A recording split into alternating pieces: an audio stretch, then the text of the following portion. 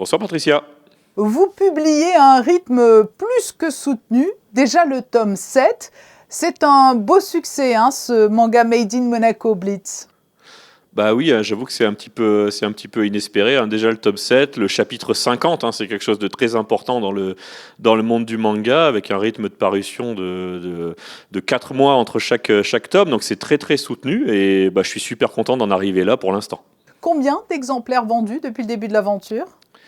Plus de 70 000 exemplaires vendus rien qu'en France. On a 200 000 lecteurs au Japon.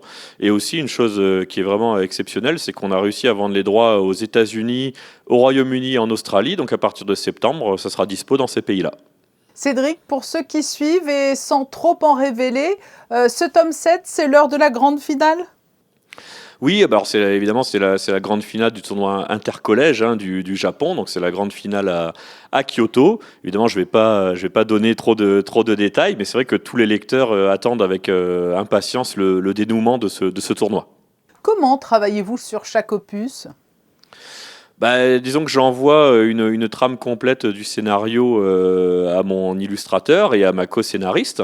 Et de là, on travaille pour obtenir un storyboard. Et une fois que je reçois ce storyboard, qui est censé être l'aboutissement un peu du travail du scénario, je valide ou pas les différentes scènes qui me sont proposées.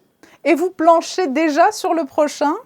Ah oui, ça fait un petit moment. Je suis même déjà j'ai plusieurs tomes d'avance en termes d'histoire qui sont pas forcément toujours super aboutis, mais j'ai une trame qui va au tome 25 aujourd'hui, donc une trame globale. Et c'est vrai que là déjà, je suis déjà sur le tome 8, 9 et même 10. Je vous cache pas. Oui, donc on se reverra. Oui, disons que j'espère. Après, ça dépend principalement des lecteurs. Il faut qu'évidemment que ça continue à bien fonctionner, mais pour l'instant, c'est le cas. Donc, on continue l'aventure. Et à partir du tome 10, on sera quand même, l'aventure vivra pleinement à Monaco, parce que je rappelle qu'il y a quand même un arc qui doit se poursuivre jusqu'à Monaco. Et à partir du tome 10, on sera en plein dans Monaco. Blitz, ce n'est qu'une partie de votre activité et on a le sentiment là aussi que vous ne chômez pas.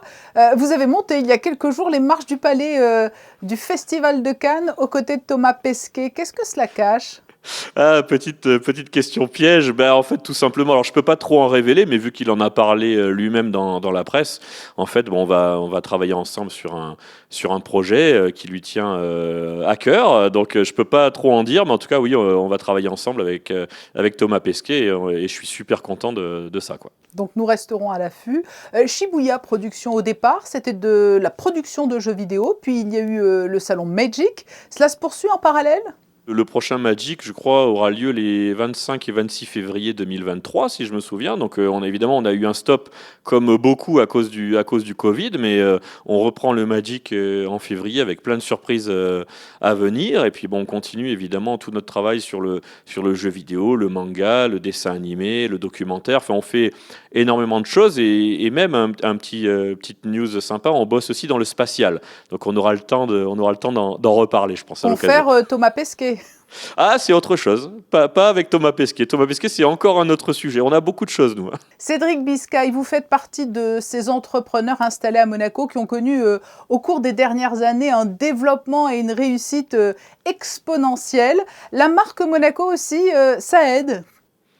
Alors, je ne sais pas si on a un si grand succès, mais en tout cas, c'est clair que la marque Monaco, ça nous aide. C'est aussi pour ça que j'ai souhaité implanter l'entreprise à Monaco. Moi, j'ai toujours cru dans le fait que Monaco, ce soit une fenêtre ouverte sur le monde. Tout le monde rêve de venir à Monaco. C'est vrai qu'il y a toujours cette image uniquement de Grand Prix, de luxe, de tourisme. Mais nous, on essaye de faire changer ça à notre niveau. Et je pense que maintenant, Monaco, dans le milieu du divertissement, du manga, de l'animation, du jeu vidéo, est bien repéré, en tout cas par les étrangers, c'est clair.